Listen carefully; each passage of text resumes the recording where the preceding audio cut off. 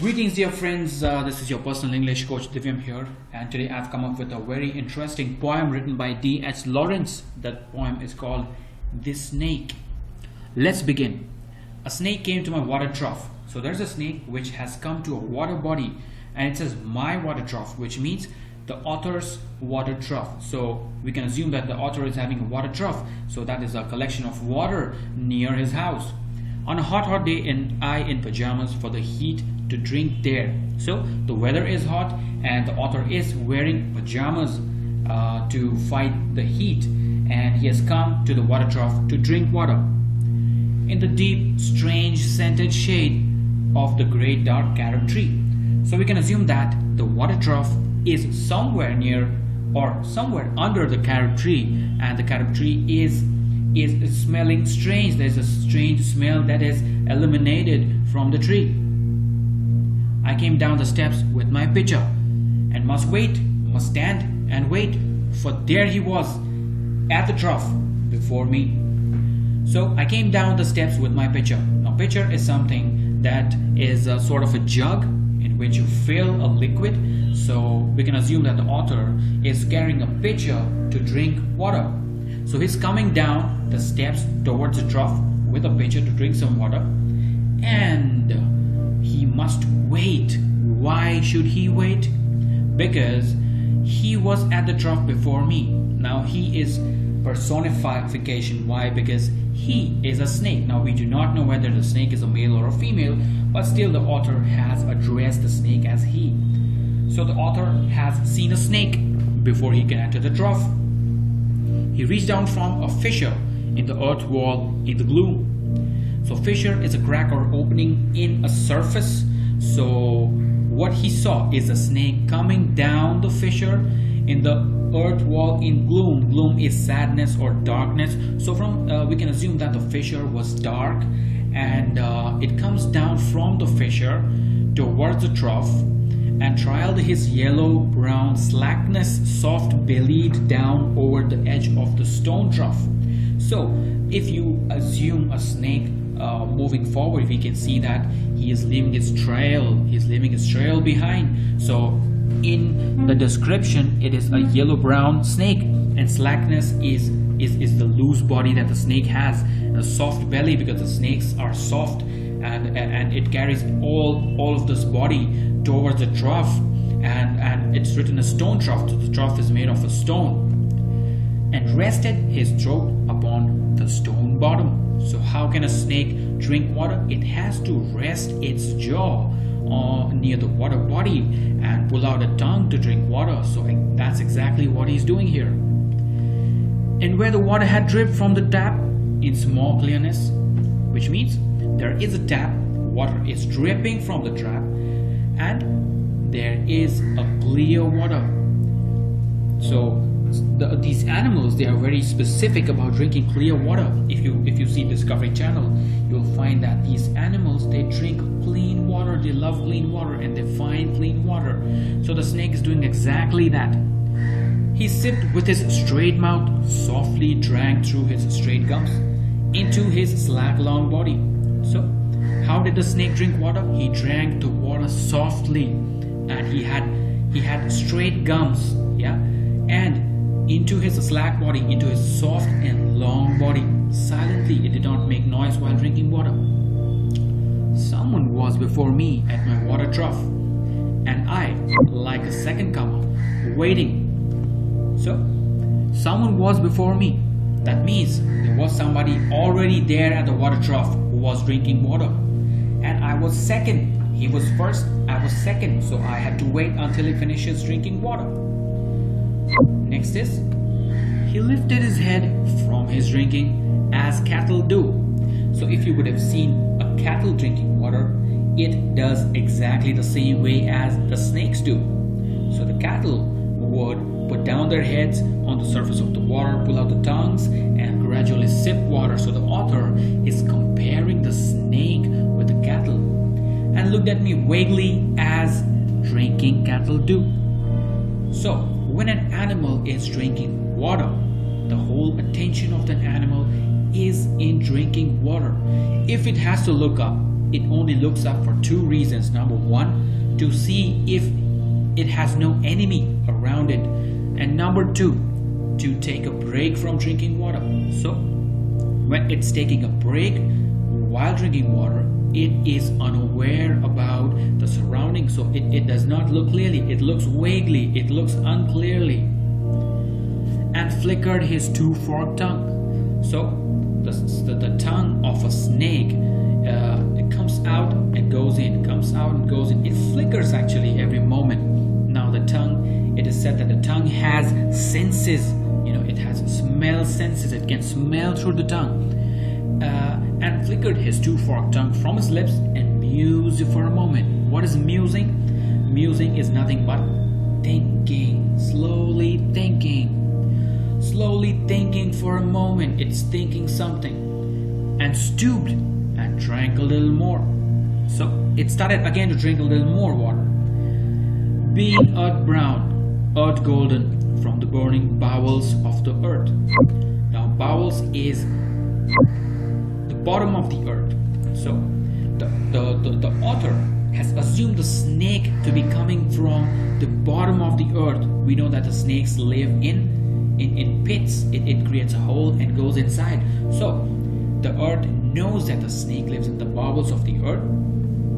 And what is the color of the snake? It is earth brown and earth golden. Now this stanza you should understand very well. On this day of Sicilian July, with Etna smoking. Sicily is a place in Italy, and Etna is the name of the volcano in Sicily who was smoking. So the author is comparing the snake to the volcano in Sicily, which is Italy, which was smoking. So as soon as the author looked at the snake, he thinks, the voice of my education said to me he must be killed.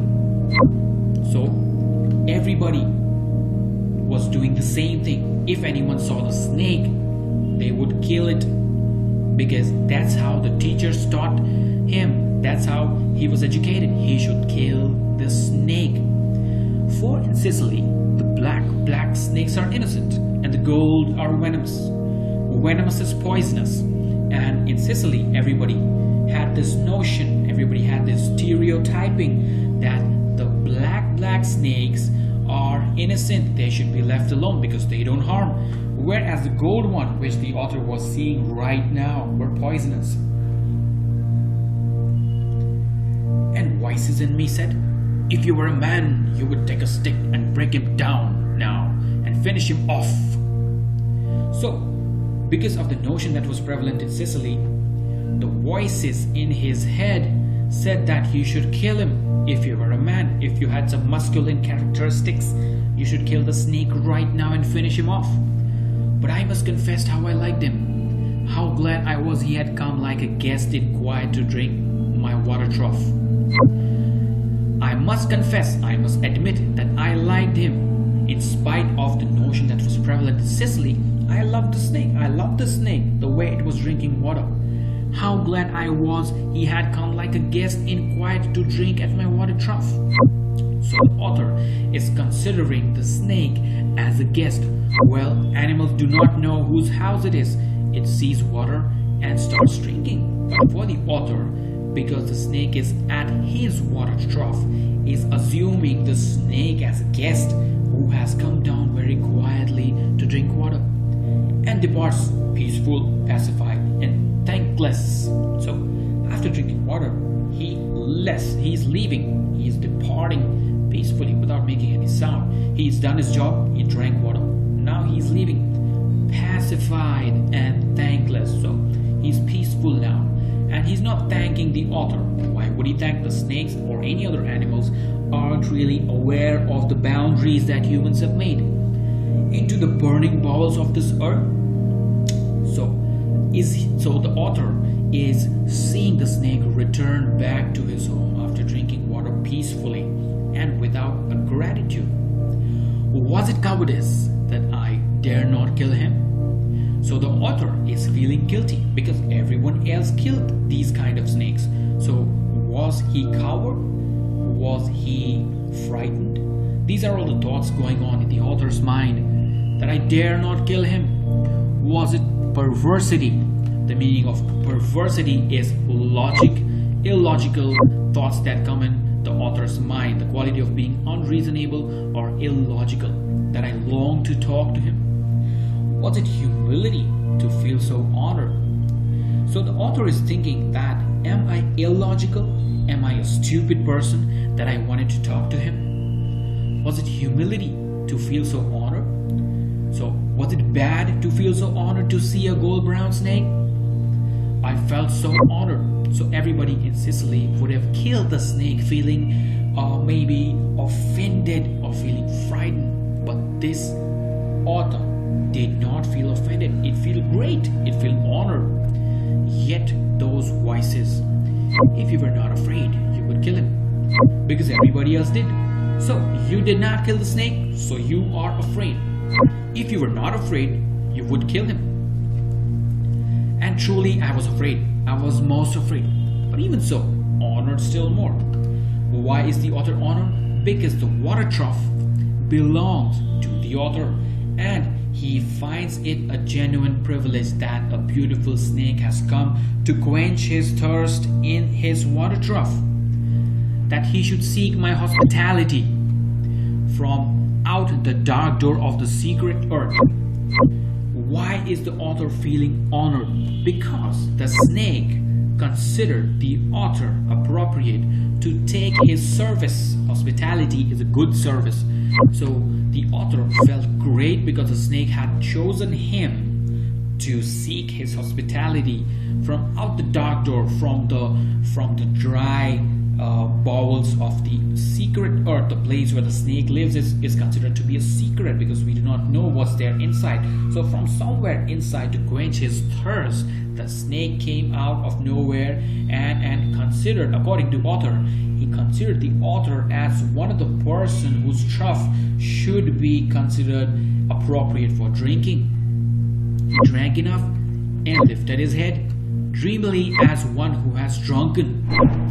So these are all the observations. So as the snake drank enough water, he went on drinking, seemed like he is very thirsty. Now he has quenched his thirst. So it's lifting its head dreamily as one who is drunken. So drunken, here the drunken meaning is alcohol. So if a person has enough of alcohol, enough of drugs and stuff, imagine that person drinking and looking back up, he would be a little bit dizzy, he will be a little bit dreamy. So that's why the author has considered the snake to be dreamy and drunken, and flickered his tongue like a forked knife on the air so black.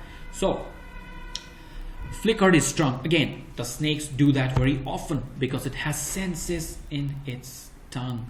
So he's comparing the tongue like a forked knife on the air so black. So imagine the scene of a knife and the tongue coming out, so the comparison is very, very grave. Forked knife on the air so black. So it looked a little bit dangerous here to the author. Seeming to lick his lips, and looked around like a god, unseeing into the air. So it took back its tongue into its mouth. It seems as if it's licking its lips like humans. But does snake need to do that? No, the snake does not need to lick its lips. So these are all the comparisons done by the author in a very poetic way. And looked around like a god, unseeing into the air. So the snake did not really see anything, and the snake looked as if it was some kind of god, and it does not need to see anything. So imagine a king who is very secure. Imagine a god who is very secure, who does not need to worry about anything. So again, this is a comparison done by the author for what's going on after the snake quenched his thirst, and slowly turned his head, and slowly, very slowly, as if tries a dream, proceeded to draw his slow length curving round. So now he's done with drinking water. He goes back very slowly and proceeded to draw his slow length curving round. So just imagine a snake drinking water and going back. So it's going back in a peaceful way, and it has to push its body, so it has to make sure that the body is going in a curvy way, in a zigzag fashion. Only then it could propel forward. So it is quenches thirst, and it is dreamy, it is full, it is all contented with water. Now it has to go back to the earth and climbed again the broken bank of my wall face. So imagine that the water trough is having a wall. So now the snake is going back to the wall. It's trying to climb the wall back because he want to go back. He's done with drinking. And as he put his head into that dreadful or fearful hole, as he slowly drew up, snake easing his shoulders and entered farther. So all of this shows how the snake is going back into the same hole from which he came, and he's slowly drawing up. And it's said that the snake is having shoulders. Actually, the snake, do the snakes have shoulders? No, they doesn't. But all of this is personification. This is a very important figure of speech. So easing his shoulders means the author saw that the snake is pretty relaxed and entered farther. So it enters farther, it goes back farther into the hole. A sort of horror, sort of protest against his withdrawing into that horrid black hole, deliberately going into the blackness and slowly drawing himself after. So there's a little bit of horror and a little bit of protest against his withdrawing into the horrid black hole. So these are the thoughts that the author has in his mind. So he's a little bit scared, he's a little bit skeptic about what will happen after the snake has left. Will he kill someone? All of these thoughts are going on in his mind, intentionally going into the blackness, slowly drawing himself after. So it's gradually drawing his whole body after the head, and he's a little bit scared right now. Overcame me. Now his back was turned. So the snake has left, and the author has witnessed the snake going forward, and it is as good as some person leaving us and showing his back. I looked around. I put down my pitcher. I picked a clumsy log. So, because of all these thoughts of fear and horror about the snake leaving, now the author is a little bit doubtful on what he should do, on his course of action. Should he do what the society tells him to do, or should he believe in his own instincts? But he chose to do what the society would ask him to do. So he puts down his jug on the ground, and he picks up a log and threw it at the water trough with a clatter. So he threw it exactly where the snake was going. So exactly where the snake was going, to scare him, because the author was really unsure of what would happen after he left. So he made a big sound and threw the log, threw the piece of wood to the snake. I think it did not hit him. The author is not sure if the log hit that snake. He is unsure.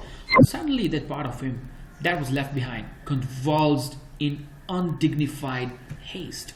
So the snake was now scared. So you can imagine half of the body of the snake, which has already entered the hole, and half of the body following it, and the author throwing a log of wood at it, and the log of wood hitting a little bit, or maybe the sound of the log being heard to the snake, and the snake being frightful and running away because of some danger or a threat. So this is what is happening. It's running away because of some danger or a threat. Writhed like lightning was gone. So it instantly went back inside the hole. The earth-lipped fissure in the wall front, so the place where the snake had come, it goes back, at which in the intense still noon I stared with fascination. So it was noon, so the time of the poetry, the time of the events that are unfolding is noon. And in the intense still noon, so it was very hot and it was sunny noon, I stared, I looked with fascination, with surprise, and I immediately regretted it.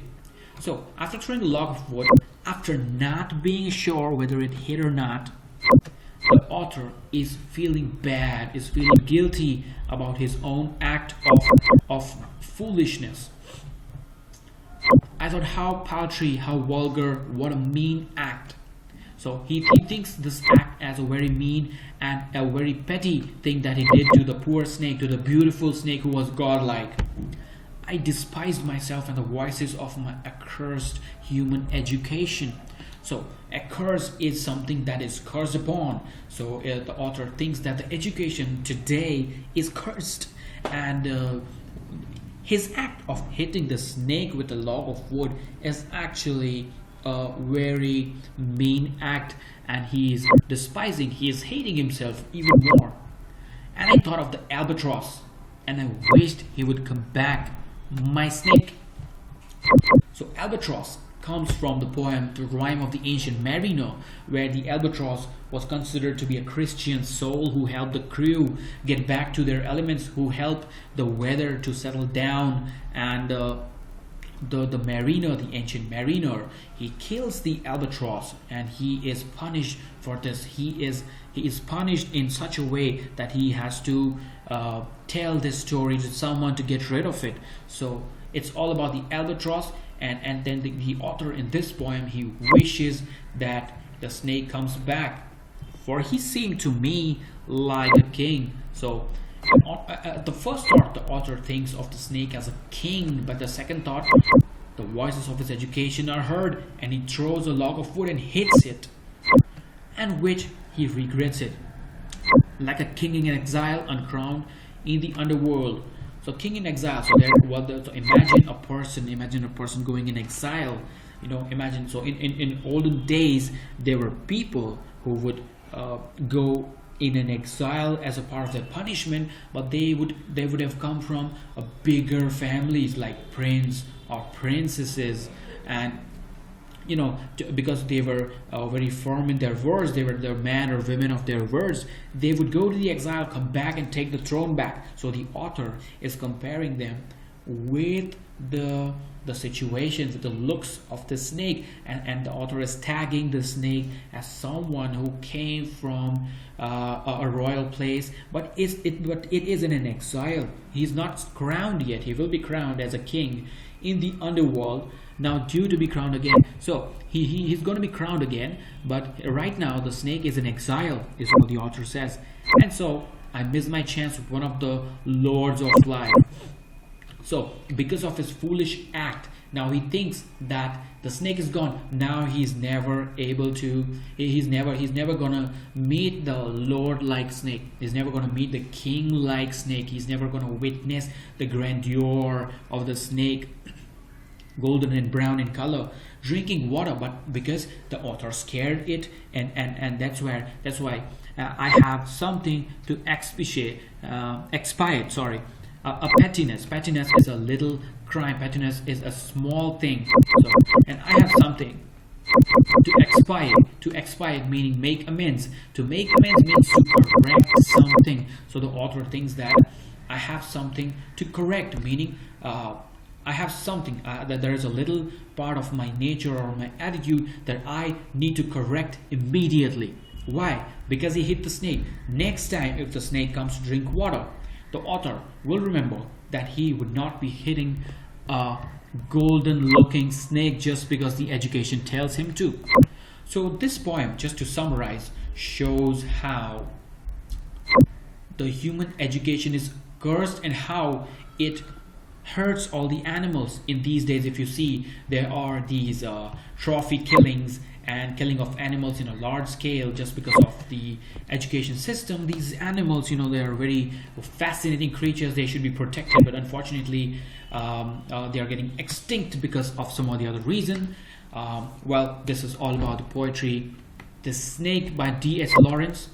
I will paste my blog link at the bottom of the video.